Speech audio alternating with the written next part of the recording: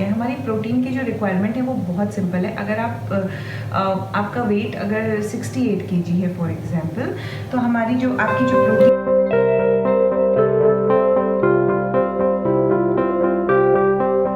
Hello everyone, you're watching Nutrition with Soumya and I'm Soumya Mishra. Nutrition with Soumya is an online platform to provide simple and sustainable solutions to all your health related queries and problems and reduce your drug dependency. So this was a brief intro for everybody who is new to us. Now let's begin with today's video. So अभी तक हमारी जो series चल रही थी उसमें हम बात कर रहे थे रूटीन के बारे में, मॉर्निंग रिचुअल के बारे में, वर्कआउट कैसा होना चाहिए ये बात कर रहे थे। उसके बाद हमने ये भी बात की कि पोस्ट वर्कआउट मील कैसा होना चाहिए, एक नॉर्मल ब्रेकफास्ट, लंच या डिनर कैसा होना चाहिए। थोड़ी बहुत डाइट प्लानिंग भी डिस्कस की। इनफैक्ट मैंने काफ़ी कुछ बेसिक्स बताए कि कैसे आप अपनी डाइट प्लानिंग खुद से करके अपना एक डाइट टेम्पलेट भी शेयर किया कि आप उसे प्लान कर सकते हैं, जो आपकी लॉन्ग रन में बहुत हेल्प करेगा। तो आज इस डिस्कशन को थोड़ा और आगे ले जाते हैं और मैंने प्रॉमिस किया था इस वीडियो सीरीज़ की बिगिनिंग में कि हम सप्लीमेंट्स के बारे में भी बात करेंगे। तो आज हम सप्लीमेंट्स के बारे में बात करते हैं। तो पहले हमें ये देखना है कि हमें सप्लीमेंट्स चाहिए क्यों। See frankly speaking, as a dietitian मैं हमेशा चाहती हूँ कि किसी को भी सप्लीमेंट्स मुझे एज अ पिल ना रिकमेंड करना पड़े, और जहाँ तक हो सके हम डाइट्री रिक्वायरमेंट से या डाइट्री चेंजेस से जो भी डेफिशिएंसी है उसको कवर अप कर सके। लेकिन अगर आपकी डेफिशिएंसी इतनी ज़्यादा हो गई है कि आप उसको बिना सप्लीमेंट लिए नहीं कवर अप कर सकते, तो आपको सप्लीमेंट लेना चाहिए। तो समझना ये है कि जब बहुत ज़्यादा मेजर डेफिशिएंसी हो जाएगी और उसके सिम्टम अपने आप को मैनिफेस्ट करने लगेंगे या आपको बहुत ज़्यादा दिखने लगेंगे, तो आपको सप्लीमेंट्स थोड़े दिन के लिए लेना पड़ेगा। लेकिन उसके साथ ही अगर आप अपनी डाइट और खान पान का अच्छे से ख्याल रखेंगे, उस डेफिशिएंसी से जुड़ी हुई कुछ चीज़ों को रेगुलरली अपने आहार में इंक्लूड करेंगे, अपनी डाइट में इंक्लूड करेंगे, तो उस डेफिशिएंसी को हम सॉर्ट आउट भी कर सकते हैं और ये भी इंश्योर कर सकते हैं कि दोबारा लाइफ में ऐसी प्रॉब्लम ना आए। तो इसके लिए पहले तो हम ये देखेंगे कि मोस्ट कॉमन डेफिशिएंसीज आजकल इंडियन अर्बन पॉपुलेशन में क्या पाई जाती हैं। सो सबसे कॉमन जो है, जो रीसेंट सर्वे में टाइम्स ऑफ इंडिया के रीसेंट सर्वे में जो उभर के सामने आया कि almost 60 to 80% of urban Indian population is deficient in vitamin D. ना विटामिन डी डेफिशिएंट होने से क्या होता है, सबसे इम्पॉर्टेंट चीज़ जो होती है ना, हमारा कैल्शियम एब्जॉर्प्शन वो बहुत कम हो जाता है। और जब कैल्शियम एब्जॉर्प्शन कम हो जाएगा तो नो मैटर आप कितना दूध पी रहे हैं और क्या कर रहे हैं, आपको कभी भी बोन मिनरल डेंसिटी अचीव नहीं कर सकते, बिकॉज विटामिन डी लो है ना। Vitamin D is a very crucial vitamin, और होता क्या है कि ये बहुत सारे बॉडी की प्रोसेसेस, इंटरनल प्रोसेसेस में को फैक्टर की तरह काम करता है। तो इसलिए विटामिन डी की डेफिशिएंसी और भी बहुत सारी दूसरी प्रॉब्लम्स को ट्रिगर कर सकती है। तो पहली डेफिशिएंसी जो बहुत कॉमन है वो है विटामिन डी। उसके बाद है आयरन डेफिशिएंसी। ना आयरन डेफिशिएंसी कई तरह से होती है। एक तो जेनेटिक है, जो सिकल सेल एनीमिया होता है, बाकी कुछ खान पान से रिलेटेड होती हैं, कुछ इसलिए होती है क्योंकि बॉडी में किसी ना किसी तरीके से आयरन एब्जॉर्प्शन हिंडर्ड है, कुछ इसलिए होती है कि कहीं से ब्लड लॉस हो रहा है। तो आपकी आयरन डेफिशिएंसी का कॉज क्या है, उसके बेसिस पे आपको या तो अगर बहुत ज़्यादा डेफिशिएंसी है तो थोड़े दिन सप्लीमेंट लेना होगा, और अगर कम डेफिशिएंसी है तो हम कॉज के बेसिस पे डिसाइड कर सकते हैं कि आपको किस तरह की डाइट या डाइटरी चेंजेस से हम उसे ठीक कर सकते हैं। उसके बाद बात आती है विटामिन डी, आयरन। अब बात आती है एक विटामिन जो वेजिटेरियन डाइट में ज़्यादातर लोगों का कम होता है, वो है विटामिन B12। ना विटामिन B12 जिसको हम दूसरा नाम है जिसका साइनोकोबालामीन, ये एक ऐसा विटामिन है जो काफ़ी डेंस होता है मिनरल में, और ये अगेन हमारी जो नर्व फंक्शंस है बॉडी के उसके लिए बहुत इंपॉर्टेंट है। तो पहले एक चीज़ थी जो मतलब एजेड लोग या बुढ़े लोग ज़्यादा कहते थे कि हमारी नर्व उंगली की जो टिप है उस पर टिंगलिंग सेंसेशन आ रहा है, या फिर अगर ऐसा नहीं था तो कुछ एक बहुत ज़्यादा जिनकी डाइट डेफिशिएंट थी वो लोग कहते थे। लेकिन अभी आज के टाइम में B12 deficiency is again very common. तो ये ज़्यादातर वेजिटेरियन लोगों में बहुत कॉमन है।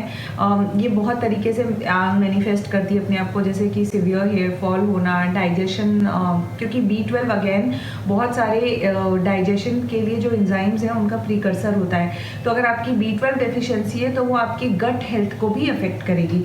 तो इसलिए B12 का ख्याल रखना स्पेशली वेजिटेरियन लोगों के लिए बहुत ज़रूरी है कि आपकी, क्योंकि जैसे जैसे टाइम बीतता है, जैसे जैसे हम ग्रो अप करते हैं, जो बचपन की एक आदत होती है दिन में 2 ग्लास दूध पीने की, वो कहीं खो जाती है। तो अगर आप वेजिटेरियन हैं और आपने अपने दूध और दही के भी इनटेक को रिस्ट्रिक्ट कर दिया है तो डेफिनेटली कहीं ना कहीं आप B12 डेफिशिएंट हो सकते हैं। तो B12 डेफिशिएंसी को रूल आउट करना चाहिए, और अगर है तो उसका ख्याल रख के अकॉर्डिंगली सप्लीमेंट लेना चाहिए। ये एक चीज़ है जिसके लिए आपको सप्लीमेंट ही लेना पड़ेगा, बिकॉज एनिमल सोर्सेज हैं ज़्यादातर। तो दूध कितना, अगर आप रियली डेफिशिएंट हो तो आप कितना दूध पी के B12 अपने आप को दोबारा से लेवल पे ला सकते हो।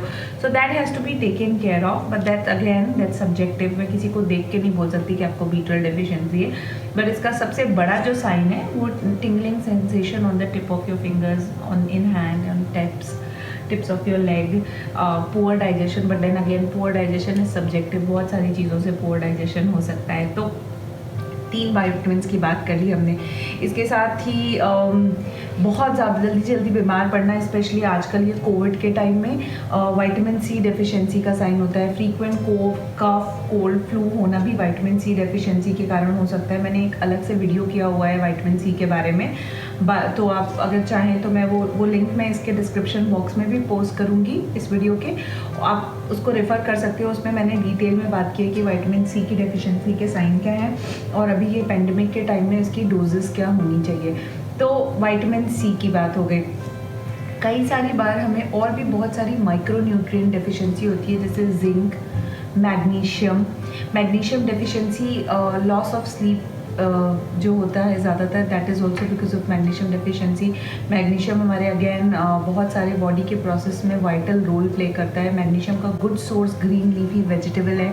So that is why I keep on saying कि यू नो वेदर आप वेजिटेरियन है या नॉन वेजिटेरियन है, lunch should be filled, half a plate of your lunch should be filled with vegetables. So magnesium deficiency का भी ख्याल रखना चाहिए। तो ये तो कुछ कॉमन डेफिशिएंसीज हो गई, और इनके बाद जैसे कि मिनरल्स में हो गई जिंक, आयरन और मैग्नीशियम। विटामिन्स में हो गई, हमने बात की विटामिन D की, विटामिन B12 की और विटामिन C की। ये कुछ कॉमन डेफिशिएंसीज हैं। इसके अलावा और भी हो सकती हैं, but these are the most common. तो हमें इनका, अगर आपके सिम्टम पे डिपेंड करता है, अगर आपके सिम्टम्स हैं तो हमें उनको या तो टेस्ट करा के रूल आउट करना चाहिए। अगर टेस्ट की रिपोर्ट आती है जिसमें आता है कि अगर आपको थोड़ी डेफिशिएंसी है, so we can help you with the diet only. लेकिन अगर बहुत सीवियर डेफिशिएंसी आती है या मेजर डेफिशिएंसी आती है तो मैं हमेशा रिकमेंड करती हूँ कि start with the supplement, go ahead with it for another 2 months or 3 months or so, and slowly and gradually move towards managing it only through diet. तो ये अप्रोच होना चाहिए जिससे कि पिल वाले सप्लीमेंट की डिपेंडेंसी ना हो। तो ये तो बात हो गई डाइटरी सप्लीमेंट की। अब हम बात करते हैं जिम वालों के लिए क्या सप्लीमेंट होना चाहिए और उसे कैसे अपनी डाइट में इंक्लूड करना चाहिए।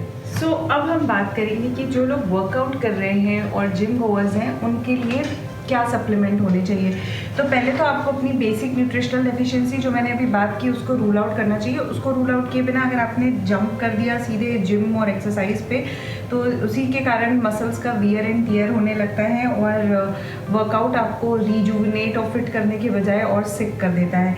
सो you have to take care of those points first, that you rule out the basic nutritional deficiency and then हम आते हैं मेन जो आज का मेरा टॉपिक था कि प्रोटीन सप्लीमेंट्स कैसे लेने हैं अगर आप वर्कआउट कर रहे हैं। तो प्रोटीन फर्स्ट ऑफ ऑल तो हमें ये समझना होगा कि हमारी प्रोटीन की रिक्वायरमेंट क्या है। हमारी प्रोटीन की जो रिक्वायरमेंट है वो बहुत सिंपल है। अगर आपका वेट अगर 68 kg है फॉर एग्जांपल, तो हमारी जो आपकी जो प्रोटीन रिक्वायरमेंट होगी वो होगी 68 into 0.8 gram, that is 0.8 gram per kg of your body weight would be your protein requirement in case you are doing nothing, you are just walking and you are staying at home and all.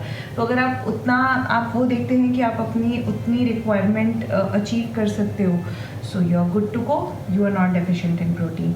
However अगर आप एक intermediate level की exercise पे पहुंच गए हो जहाँ पे आप रिगरस जिम एक्टिविटी करते हो और आप वेजिटेरियन भी हैं, तो हो सकता है आप अपनी प्रोटीन रिक्वायरमेंट उतना नहीं मीट अप कर पा रहे हो। ऐसा इसलिए नहीं होगा क्योंकि आप वेजिटेरियन हैं, ऐसा इसलिए होगा क्योंकि हम वेजिटेरियन डाइट को थोड़ा माइंडलेसली खाते हैं, हम अपने प्रोटीन कंटेंट का ध्यान नहीं रखते हैं। हाउएवर अगर आप अपनी वेजिटेरियन डाइट का भी प्रोटीन कंटेंट अच्छे से प्लान करके लेंगे तो आपको कभी भी सप्लीमेंट की ज़रूरत नहीं होगी। एनीवेज, तो वापस आते हैं कि अगर आप इंटरमीडिएट लेवल की वर्कआउट करते हैं तो आपकी प्रोटीन रिक्वायरमेंट है 1 ग्राम पर KG of your body weight. तो अगर आप 68 केजी के हो तो आपकी प्रोटीन रिक्वायरमेंट हो जाएगी 68 ग्राम of protein. Now 68 gram of protein आप इसमें का जो 50 to 40% है वो आप बहुत ईजिली अचीव कर सकते हो अगर आप इतना इंश्योर कर लो कि ब्रेकफास्ट में प्रोटीन है, लंच में प्रोटीन है और डिनर में प्रोटीन है। तो पहले तो वो जो सुबह का जो मॉर्निंग रिचुअल है उसमें नट्स लेना शुरू करिए, तो आप ऑलमोस्ट 8 to 10 ग्राम प्रोटीन वहाँ पे फिनिश कर सकते हो। अगर आप नॉन वेजिटेरियन हैं, आप एक एग इंक्लूड करते हैं ब्रेकफास्ट में, तो 8 to 10 ग्राम प्रोटीन वहाँ आ गया। तो first 2 hours of the day में ही आपकी 20 ग्राम ऑफ प्रोटीन आ जाते हैं। उसके अलावा अगर आपने स्प्राउट्स या फिर बेसन या एक मिक्स लेंटिल के चिले का ब्रेकफास्ट कर लिया तो another 6 to 7 gram of protein will come. And then see to it कि आप लंच में दाल, चना, राजमा ऐसा कुछ इंक्लूड कर रहे हैं। अगर ये नहीं इंक्लूड कर रहे तो स्प्राउट का सैलड इंक्लूड करिए, but see to it you have protein for lunch as well. ठीक है, तो लंच और फिर उसके बाद डिनर अगर आप इतना इंक्लूड करते हैं तो ऑलमोस्ट 50 to 60% आप अपनी पूरी रिक्वायरमेंट आराम से मीटअप कर लेते हो। उसके बाद जो बचता है उसके लिए एट द बिगिनर्स लेवल और intermediate level all I recommend is maybe you can have whey protein, that is pure whey extract without triple edge, without BCAAs, because आपका आइडिया अगर बल्कअप होने का है तो ही आपको ब्रांच चेन अमाइनो एसिड यानी कि BCAAs लेने की ज़रूरत है। अदरवाइज़ अगर आपकी वर्कआउट की इंटेंसिटी एक मीडियम इंटरमीडिएट लेवल पे है और ड्यूरेशन 1 से 1.5 घंटा है, so you do not need a supplement, you just need a pure whey extract, okay, that too without sugar, it will be better. Okay, तो और अगर आपकी वर्कआउट आप बहुत हाई इंटेंसिटी वर्कआउट करते हैं तो मैं ये भी चाहूँगी कि फिर आप अपना प्लान कस्टमाइज़ कराइए साथ में बैठ के डाइटिशियन के साथ, जिससे कि कुछ गलत ना हो। बिकॉज अगर आप हाई इंटेंसिटी वर्कआउट करते हो तो आपके पूरे दिन के रूटीन को और आपके करंट कैलोरिक रिक्वायरमेंट को ध्यान में रखने के बाद ही हम आपका प्रोटीन इंटेक प्लान कर सकते हैं। यहाँ पे मैं ये ज़रूर बता सकती हूँ कि अगर आप एक हाई इंटेंसिटी वर्कआउट कर रहे हो तो आपकी requirement somewhere between 1.5 to 1.8 gram of protein होगी। ठीक है, लेकिन ये कैसे आपकी डाइट में आएगा, किस टाइम पे आएगा, इस सब का ध्यान रखना बहुत ज़रूरी है। अगर आप इन सारी चीज़ों का ध्यान नहीं रखेंगे और माइंडलेसली प्रोटीन लेंगे तो please understand these are the synthetic chemicals, this is not a natural way to meet up your protein requirement. 1 secondly they sometime ruin the gut, वो आपके पेट की हालत ख़राब कर देते हैं, हेल्दी गट बैक्टीरिया ख़त्म हो जाता है, कांस्टेंट ब्लोटिंग, गैस और एसिडिटी की प्रॉब्लम रहती है, बहुत सारे लीकी गट के केसेस पे long term mindlessly protein supplement लेने के कारण आते हैं। तो हमेशा इस पूरी सीरीज़ के दौरान जो हम एक बात कर रहे थे, मैं उसको फिर से रीइंफोर्स करना चाहूँगी कि फ़र्स्ट ऑफ ऑल अपना गोल डिसाइड करिए कि आप चाहते क्या हैं, और उस गोल को you don't jump from first step to 10th step in a day, right. तो पहले फर्स्ट स्टेप लीजिए कि अपना रूटीन अच्छा करिए, एक मॉर्निंग रिचुअल को फॉलो करिए और उसके बाद एक नॉर्मल पेस पे वर्कआउट करना शुरू करिए जिसको आप एंड्योरेंस के लेवल तक ले जाते हैं। जब आप उसको एंड्योरेंस के लेवल तक ले जा लेंगे उसके बाद आते हैं टाइम जब आप हाई इंटेंसिटी वर्कआउट करें और अपना प्रोटीन इंटेक प्लान करें। हाँ, मैं उसमें आपको सप्लीमेंट्स का ध्यान देना होगा, लेकिन पहले जो मैंने 3 विटामिन और 3 मिनरल की बेसिक न्यूट्रिशनल डेफिशिएंसीज बताई है उसका ख्याल रखना होगा, उसे रूल आउट करना होगा, क्योंकि it is one body, so you can not separate कि अच्छा वो तो एक अलग बात है पर मैं प्रोटीन सप्लीमेंट तो लूँगा।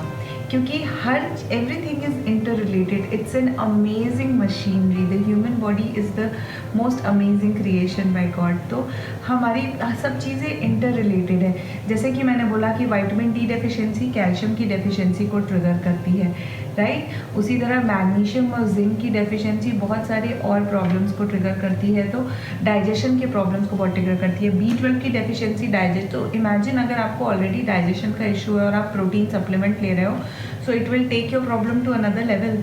तो इसलिए इट्स वेरी इंपॉर्टेंट कि पहले अपनी डेफिशिएंसीज़ को आइडेंटिफाई करिए और मीनवाइल अपने स्ट्रेंथ, स्टेमिना और एंड्योरेंस पे काम करिए. जब आप वो अचीव कर लेते हैं, that is when you should move towards a high intensity workout. So this is all about the supplement. If you have any specific question which you wanted me to answer and I have missed on that, please drop in your message below, and like always I'll be more than happy to answer them for you all. Stay tuned. We'll be soon coming up with the last video in this series, and I hope you all are enjoying this journey as much as I do. You all take care. You all have to stay safe and stay healthy. Until next time, bye.